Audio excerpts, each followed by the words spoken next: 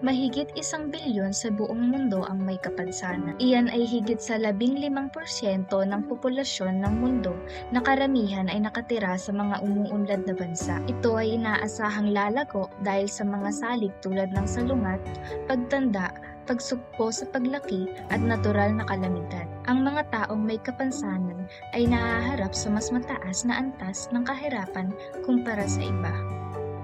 Siya si Dart Luis Aguinaldo, 20 anyos, kasalukuyang nag-aaral sa NPC at kasalukuyang nagtatrabaho upang makaraos sa araw-araw. At ito ang kwento niya.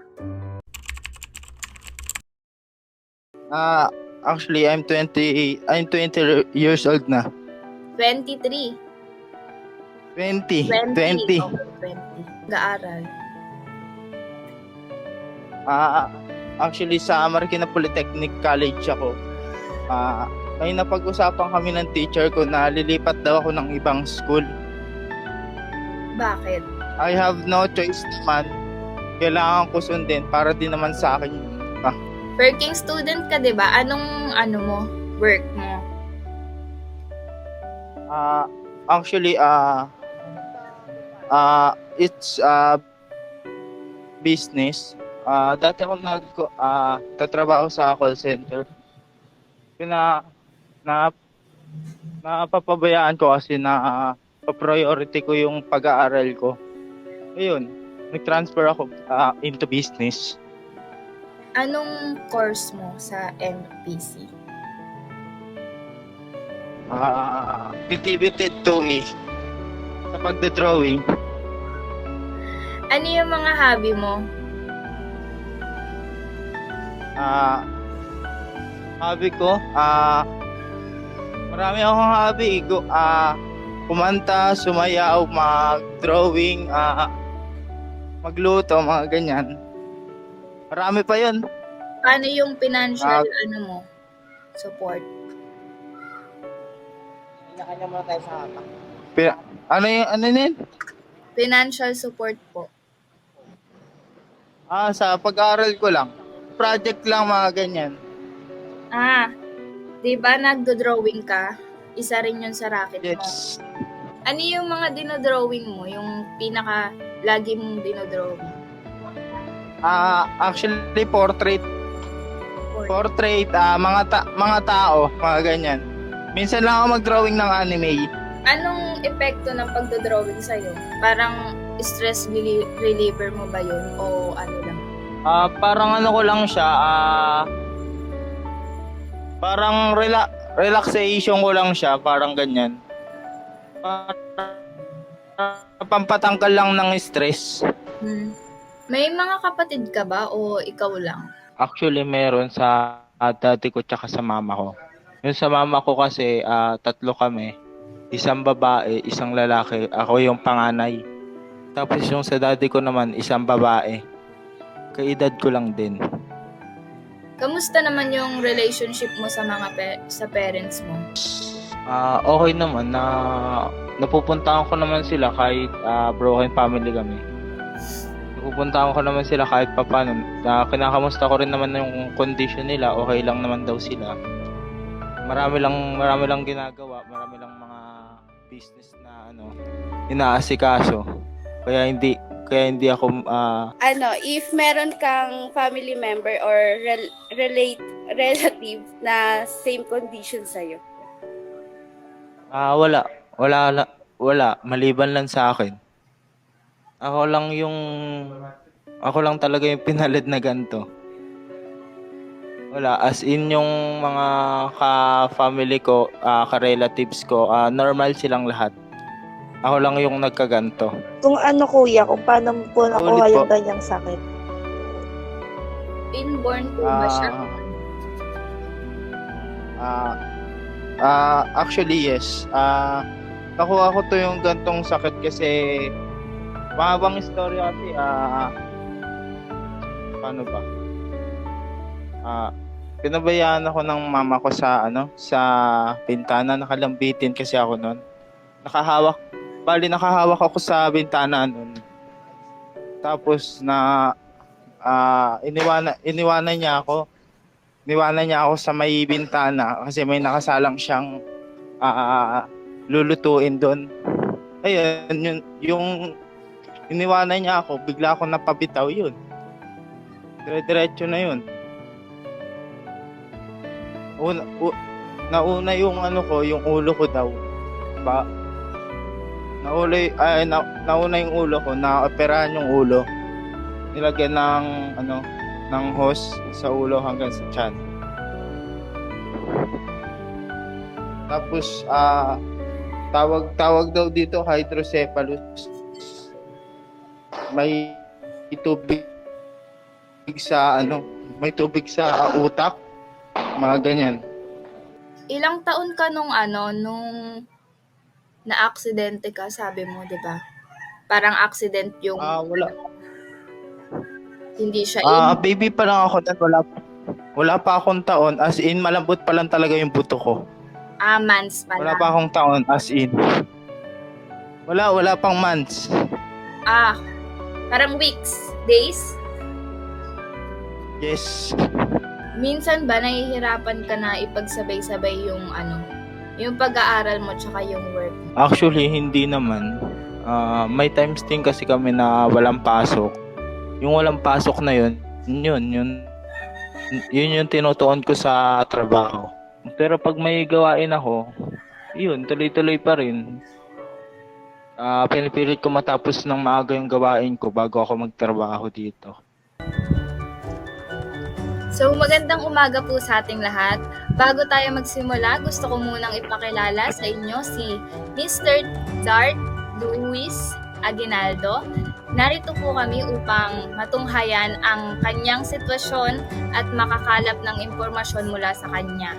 Ako nga pala si Anya Charis P. Camacho at narito ang aking mga kasama, si Valerie Ann Fernandez at si Miss Celine Asuncion.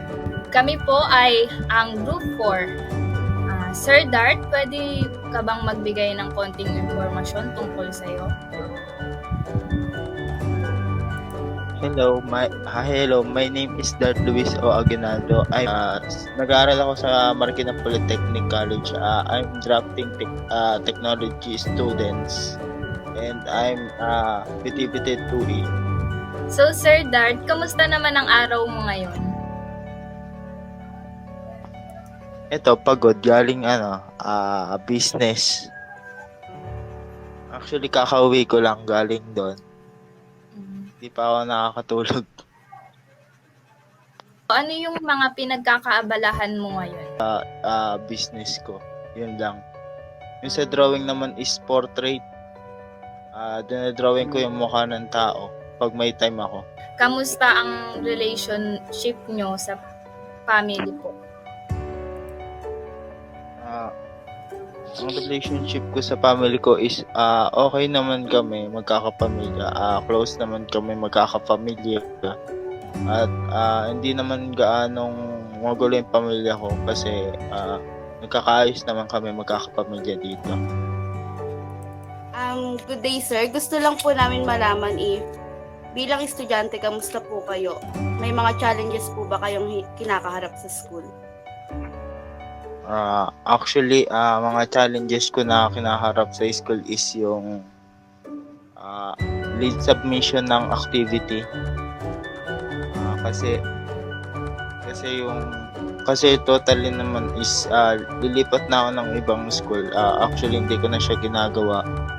Yung ibang activity na lang yung ginagawa ko. Like, isang subject na lang yung hindi ko ginagawa yun. Yung the rest naman ng subject ko is ginagawa ko pa rin yun. For the next question po, bilang estudyante, nahihirapan ka ba sa blended learning? Ano po yung cons and pros bilang working student? Nahihirapan ka po ba sa blended learning? Yung online and face-to-face? Actually, hindi naman mahirap sa akin yung online tsaka on-site school kasi nasanay na ako. Ganun din yung ginagawa ko pinagsasabay ko talaga yung business ko tsaka yung school. Nagagawa ko naman sila parehas. On-site man yan or online. face to face. So, for the next question, sir, paano nakakaapekto ang kalagayan mo bilang isang estudyante o individual? Epekto. Actually, marami akong epekto sa school. Like, nabully ako minsan sa GC. Yun lang. Totally naman is wala naman problema dun. Wala naman nakaka-apekto sa akin. Kundi yung sa lang, sa GC lang namin. Yun lang. Kung nag-uusapan na ako sa GC, yun lang. Like, ganun lang. Yung next question, sir, is paano ito nakakaapekto sa iba? Sa iba kasi hindi ko masasabi kung ano yung impression or emotion nila tungkol sa kalagayan ko. Hindi ko naman kasi hawak yung buhay nila para i-indicate yun yung nararamdaman nila para sa akin sa kalagayan ko ngayon. Sa tingin mo, ano ang mga advantage and disadvantage mo sa iba? Advantage ko siguro is palakaibigan ako. Malapitin ako sa pakikipagkaibigan. Actually, marami din akong kaibigan sa mga classroom. Yung disadvantage ko naman is nahuli lang ako ng pagpapasa ng mga activity like plates, assignment, or yung mga pinapapasa sa yellow paper. Kasi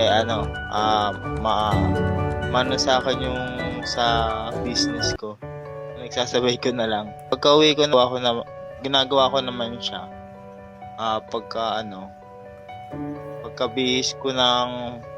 Pagka-uwi ko ng bahay, pagka-bihis ko, yun, lalatag ko na yung mga gamit ko para gawin. So, for the last question po, meron ka bang konting advice sa iba na katulad ng sitwasyon mo? Advice ko lang naman sa kanila is magbuti nila yung pag-aaral nila. Like sa akin, wag silang titigil sa pag-aaral dahil yung pag-aaral naman is makakuha ka rin naman ng magandang magandang ehemplo, makakakuha ka rin ng kaalaman dyan sa pag-aaral at makakahanap ka rin ng magandang trabaho. So, palakpakan natin si Sir Dart sa naiiba niyang kwento tungkol sa buhay at na-experience niya na pagkakaroon ng hydrocephalus at dapat lang natin siyang hangaan dahil sa pagiging determinado niya mag-aral at hindi siya nawalan ng pag-asa kahit maraming challenges ang pinakaharap niya. Muli, maraming salamat sa iyo, Sir Dart. Good luck to you and to your journey. Thank you po. Thank you. Thank you. Thank you. Bye-bye. Sa mapanghusgang mundo na ating kinagalawan, maraming tao ang naaapektuhan. Sa bawat taong may kapansanan na nakakasalubong natin sa daan, maraming tanong ang tumatakbo sa ating isipan. Nakakalungkot mang isipin, marami sa atin ang walang tiwala sa kakayahan ng may kapansanan. Likas na rin para sa ating mga Pilipino ang mangutya, manghusga at pagtawanan ng mga taong may kapansanan tulad ng bulag, pipi, bingi, pilay at kung ano-ano pang depekto ang meron sila. Katulad ni Sir Dart na nagpapatunay na tuloy pa rin ang buhay kahit ganun ang kanyang sitwasyon. Hindi rin magiging hadlang ang kanyang kapansanan upang marating niya ang tugatog ng kanyang mga pangarap. Katulad niya, libo-libo ring ang may kapansanan sa kasalukuyan ang nakikipagsapalaran upang maitaguyod ang kanyang mga pamilya. At nararapat din nating ikintal sa ating mga isipan na sila ay normal na tao kahit pa sila'y may kapansanan. At magagawa rin nila ang kayang gawin ng isang normal na tao sa anumang oras.